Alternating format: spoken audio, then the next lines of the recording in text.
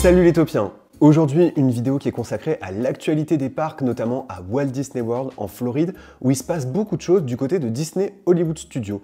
On savait, depuis la D23 Expo, qu'une zone monstre et compagnie serait installée à Disney Hollywood Studios, sauf qu'on ne comprenait pas très bien de quoi ça allait parler, en quoi consistait véritablement cette zone, et surtout où elle serait située. Le mystère est désormais résolu. Je vous l'avais dit d'ailleurs à l'époque, je soupçonnais bien que c'était à cet endroit parce que le concept art me paraissait très similaire à cette zone dédiée à l'univers des Muppets. Donc c'est la fin d'une des attractions les plus emblématiques de Disney Hollywood Studios, ouverte depuis 1991, Muppet Vision 3D, qui mettait en valeur les personnages emblématiques de cet univers qui avait été racheté par Disney. Et d'ailleurs, Disney n'a jamais fait grand-chose avec les Muppets. À part cette attraction, les Muppets ne sont pas forcément beaucoup valorisés dans les parcs Disney. Mais les Imagineers, qui savent que l'attraction est très populaire et très appréciée par les fans, ont dit qu'elle serait conservée, puisque le Rock'n'Roller Coaster, qui mettait en avant le groupe Aerosmith, mettra désormais en avant les Muppets. Alors, avant de continuer à vous expliquer ce que Disney a prévu de faire,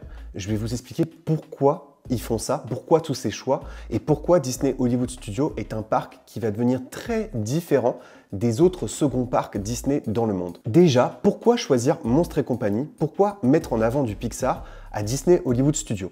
Disney Hollywood Studios, c'est un parc qui se transforme, notamment depuis l'arrivée du land Toy Story Land. Donc il y avait déjà eu une forte incursion de l'univers Pixar juste avant l'ouverture de Star Wars Galaxy's Edge. Donc d'un côté du Star Wars, de l'autre du Pixar. Et pourquoi à nouveau faire ce choix de mettre en avant du Pixar à Disney Hollywood Studios? Mais parce qu'en fait, Walt Disney World n'a pas le choix pour le moment. Il est impossible pour les parcs Disney de Floride de mettre en avant du Marvel de la même façon que dans les Avengers Campus. Vous le savez, l'utilisation de la licence Marvel, en tout cas des personnages emblématiques qui comprennent par exemple Iron Man, Captain America, Spider-Man, ces personnages-là sont mis en avant à Universal Island of Adventure, qui est le second parc de Universal Orlando Resort. Et même s'il y a peut-être une volonté des parcs Universal de se séparer un jour de cette attraction Spider-Man, de ces univers Marvel, pour le moment c'est compliqué pour Disney de mettre en avant ces univers.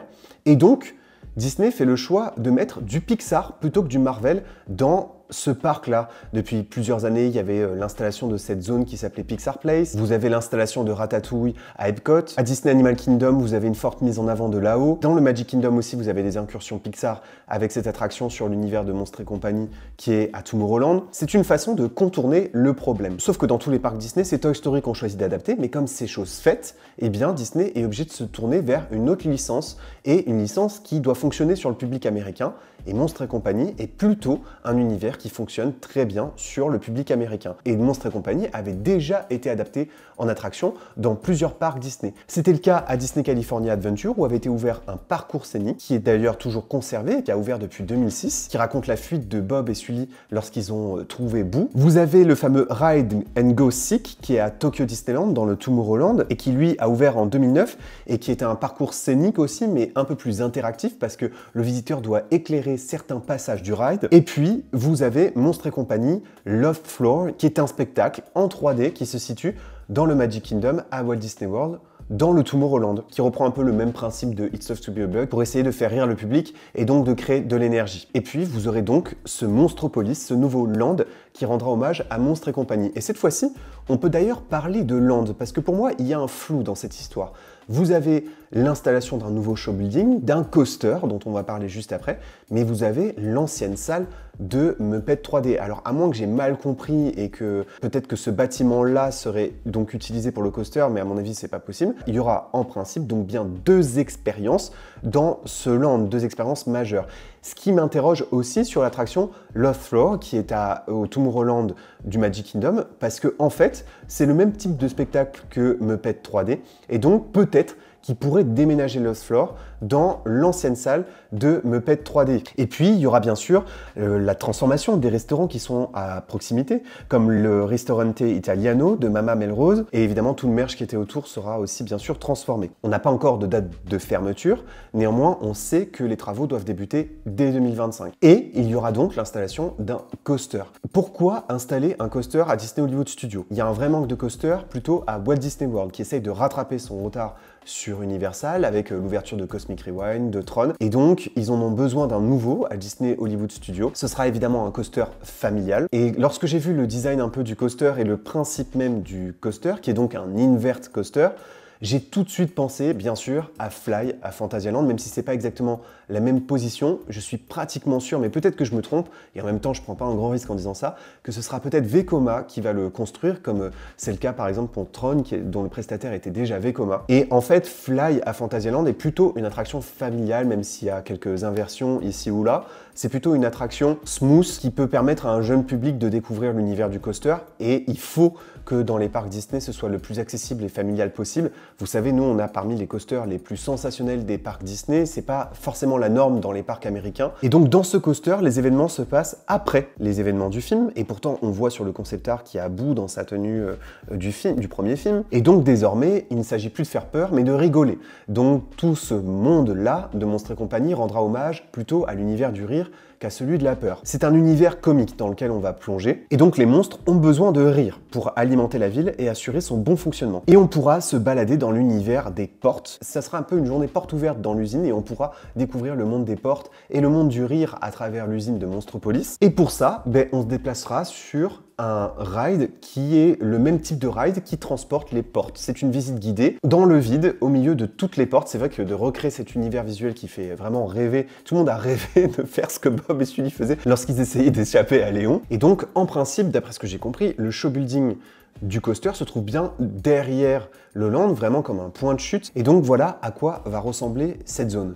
Et ensuite, ça a été annoncé dans la foulée, il y a le remplacement du Rock'n'Roller Coaster, parce qu'en fait, Muppet Vision 3D continue. C'est ce qu'ont promis les Imagineers. Ils vont utiliser des séquences du film, une partie de l'histoire qui est racontée dans cette attraction, pour la déménager dans le Rock'n'Roller Coaster, qui ne va même pas changer de nom, et qui sera toujours le Rock'n'Roller Coaster, mais sur l'univers des Muppets. On garde l'univers musical, mais on insère l'univers des Muppets, et on fait sortir l'univers d'Aerosmith. Alors, c'est du jamais vu dans l'histoire des parcs Disney. Conserver une attraction sans la faire changer de nom et appliquer une autre licence. Alors là, si de tête, je pense peut-être à Tiki Room à Tokyo Disneyland qui a accueilli Stitch. Certes, dans les parcs américains, j'ai pas souvenir d'une telle incursion comme ça sur une licence emblématique et sans pour autant changer le nom d'origine de l'attraction. Et je vous avoue que j'étais assez décontenancé au début, je vous donnerai mon avis juste après. Et puis j'ai compris en fait pourquoi Disney l'avait fait. Déjà parce que Aerosmith, c'est terminé, c'est un groupe qui s'est arrêté en raison des problèmes de santé de Steven Tyler. Mais il y a plusieurs raisons à ça. Déjà la première raison, et c'est la raison principale et on l'oublie souvent avec Disney, c'est que Disney ne souhaite plus payer de la licence qui ne lui appartient pas. Donc Disney était obligé de reverser des droits d'utilisation d'image et de la marque au groupe Aerosmith. Ça, Disney ne supporte plus le faire depuis qu'ils ont racheté Star Wars, Century Fox, depuis qu'ils ont racheté Pixar.